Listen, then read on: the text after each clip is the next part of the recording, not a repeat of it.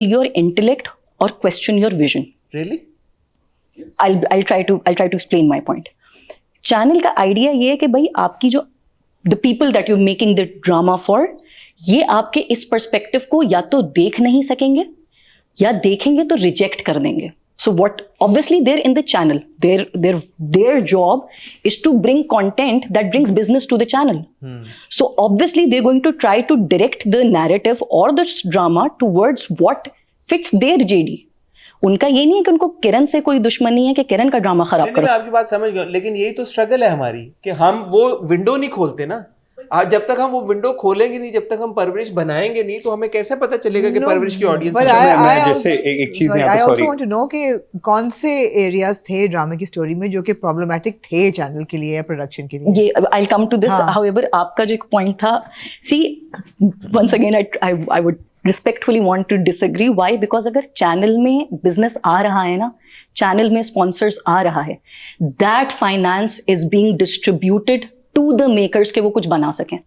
अगर आप हर प्रोजेक्ट को रिस्क बेस पे ले जाएंगे कि चल रहा है नहीं चल रहा कोई बात नहीं, you take a risk, there obviously there if the project fails and if project fails continuously तो आपकी इंडस्ट्री स्ट्रगल करने लग जाएगी. सो वो लोग भी, if you look at things from their perspective, they are not wrong. पहला. दूसरा, I think one of the best parts of Parvarish, तो वेयर, क्योंकि that's what he taught me, कि the most fun thing is to be able to say your thing और make what you want to make within the given restrictions. मुझे अगर आज़ादी मिल जाएगी कि अभी बैठो और जो कहना है कहो, दैट्स ईजियर. तुम्हें अगर ये कहा जाए कि तुम ये नहीं कह सकती, ये नहीं कह सकती, ये नहीं कह सकती, लेकिन अपनी बात कहनी है, so how are you going to design that thing कि तुम्हारी बात कह भी दी जाए और उस तरह से कही जाए जिस तरह से तुम कोई रूल ना तोड़ो.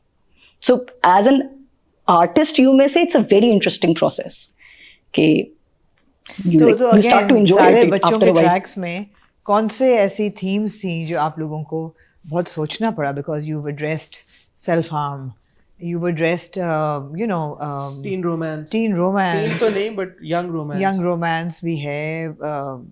थोड़ी बहुत लोगों को लगी इंटीमेसी, मुझे तो नहीं कोई खास नजर आई, लेकिन लगी लोगों को.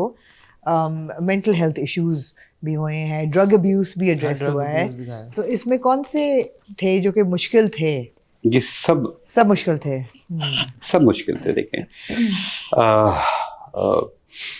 बड़ी डिबेट्स हमारी इस चीज़ पे हुई कि मेंटल इशू, जो मेंटल हेल्थ इश्यूज हम दिखा रहे हैं, ये डार्क ना हो जाए. अगेन वो वाली बात कि डार्क हो जाएंगे तो फिर मैं भी एज एन ऑडियंस नहीं देखना चाहूँगा, मैं भी घबरा जाऊँगा, क्योंकि रिफ्लेक्शन है, आप नहीं देखना चाहते हैं ऐसी चीज़ें. तो इस पर बड़ी डिबेट रही है कि अच्छा इसे फिर स्टेप बाय स्टेप बिल्ड करते हैं. अगर आप एकदम से दे दें एक सीन तो वो इम्पैक्ट बहुत ज़्यादा अलग तरीके से करेगा. और अगर आप ब्रेड क्रम्स डालते हुए चले जाएं कि अच्छा आपने पहले एक दिखाया, एक वीडियो बना रही है, कुछ आपने देखा कि यार इसके साथ डिस्टर्ब इशू है, फिर आपने कुछ दिखाया थोड़ा सा, फिर आपने कुछ, तो आप एक बिल्डअप दे रहे हैं, आप ऑडियंस को भी रेडी कर रहे हैं. तो पीछे हर एपिसोड के अंदर कहीं ना कुछ हम छोड़ते हुए जा रहे थे ताकि जब बिल्डअप पे जाएं और वो बड़ी चीज़ दिखे, शॉकिंग ना लगे. तो दैट्स हाउ तरीक़ेकार अच्छा होना चाहिए. इस पे भी डिबेट्स हुई.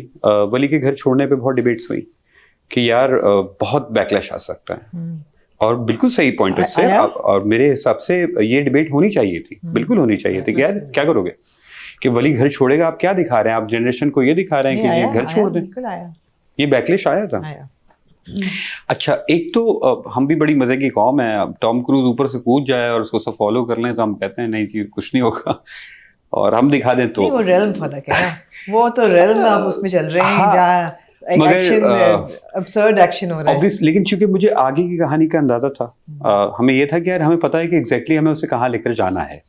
अच्छा, मैं उस चीज़ को फिर हमने बाकायदा मीटिंग की है चैनल में, हमारी मीटिंग हुई है, अली भाई वहाँ पे बैठे हुए थे, उनसे बात हुई, सबसे बात हुई. तो उन्होंने कहा अच्छा ठीक है, तो तुम्हारा आइडिया क्या है, why do you want this, देख लो ये प्रॉब्लमेटिक इशू हो सकता है. तो हमने डिस्कस किया कि यार मेरा आइडिया ये है कि ओके ठीक है, मुझे पता है कि ये बहुत ब्रेव अटेम्प्ट होगी कि मैं कह रहा हूं कि एटलीस्ट एक्सप्लोर करने दो उसे. हमारी यह मसला, कंट्रोल का मसला क्या है, हम कंट्रोलिंग पेरेंट्स दिखा रहे हैं। कंट्रोलिंग पेरेंट्स का मसला यही है कि वो कह रहे हैं कि मैं एक्सप्लोर नहीं करने दूंगा। ये सामने एक अंगारा रखा हुआ है, बच्चा अंगारे की तरफ जा रहा है, छोटा सा है, बाप रोकेगा, माँ भी रोकेगी, और रोकना चाहिए, ये उनका काम है। मगर उसने एक्सप्लोर करना है। आप थोड़ी सी नजर बचाएंगे, यहां से उठ के उधर चले जाएंगे या वॉशरूम चले जाएंगे, वो जाएगा और जाके पकड़ लेगा, उसका हाथ जलेगा, उसे आइडिया होगा अच्छा मुझे ये करना है या मुझे ये नहीं करना। हम एक्सप्लोर करने नहीं देते। अगेन क्योंकि मैं पेरेंटिंग के ऊपर बात कर रहा था, मुझे बड़ा डर था कि यार ठीक है, ओके डिबेट तो ओपन करो। फिर हमारे यहाँ बड़े अच्छा ऐसे केसेस नहीं है, ये भी हम नहीं कह सकते कंप्लीटली कि बाहर निकल के कोई कामयाब नहीं हुआ, या बाहर निकलता है या घर नहीं छोड़े जाते हैं। हमारे घर छोड़े जाते हैं और उसके अंदर लोग नाकाम भी होते हैं, बर्बाद भी होते हैं, कामयाब भी होते हैं। हमारी जर्नी के अंदर हमारे किरदार को एक जरूरत पड़ रही है कि वो सेल्फ एक्सप्लोरेशन में जाए, वो देखे कि अच्छा मैं क्या कर सकता हूं, मैं कितने पानी में खड़ा हूं, मैं सरवाइव कर सकूंगा, नहीं कर सकूंगा, क्या कर सकूंगा, क्या होगा मेरे लिए आगे, क्या दुनिया रखी हुई है। तो जब ये आइडियाज, और फिर हमने ये दिखाया कि अच्छा ठीक है उसे एक हेल्पर मिल जाएगा, और फिर वो एंड में जो है वो पता चलेगा कि अच्छा बाप भी जो है वो उसके साथ था, क्योंकि उसकी भी एक लॉजिकल रीजनिंग कि यार कोई वो प्लांट किया हुआ आदमी नहीं होगा, एक आदमी को मिला है, उसने अपना रिफ्लेक्शन देखा है, उसने उसके घर पे फोन किया है कि भाई ऐसे ऐसे आपका बच्चा मिला है, विच इज इन रियल ऐसा हो रहा है। माशा बहुत सारे बच्चे मिलते हैं।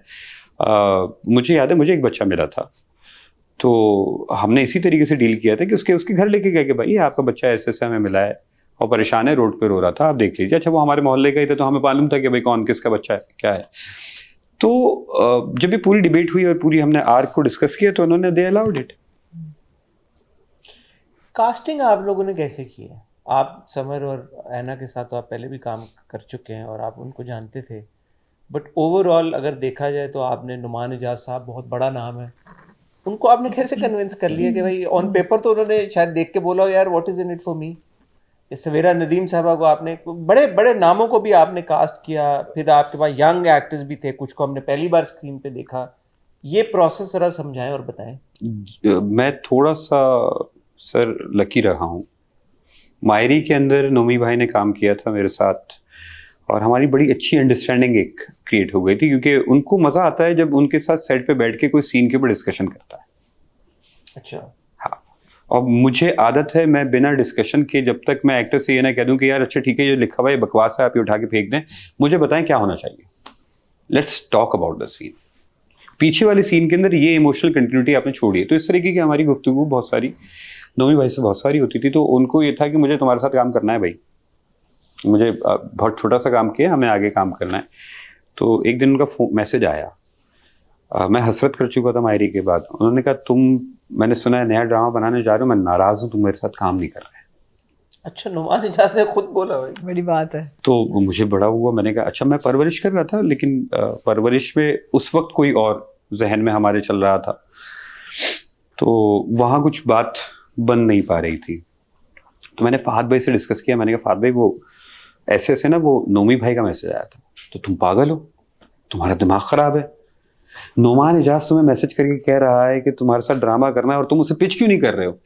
अरसलान फोन करो नोमी भाई को, इसको छोड़ दो, ये इसका दिमाग खराब है। मैंने कहा भाई वो मसला हो जाएगा, क्योंकि असल में जेबी छोटा भाई था। अच्छा, चलें हम कुछ खोल देते हैं स्क्रिप्ट में। जेबी एक्चुअल स्क्रिप्ट के अंदर छोटा भाई था, सुलेमान बड़ा था।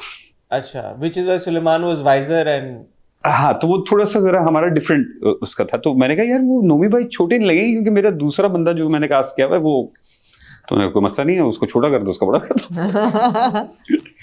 अच्छा, तो वो खैर उस पर सोचा, इनसे डिस्कशन किया। मैंने कहा यार हो तो सकता है, अच्छा ठीक है, हमें डायनेमिक्स सिखानी है ना भाइयों की, तो हम बल्कि ज्यादा मजे का हो जाएगा कि बड़ा भाई आएगा ना तो बड़े भाई का ज्यादा एक असर होता है, पहला बेटा हो जाएगा तो वो एक ज्यादा असर माँ के करीब भी हो जाएगा वो वाला।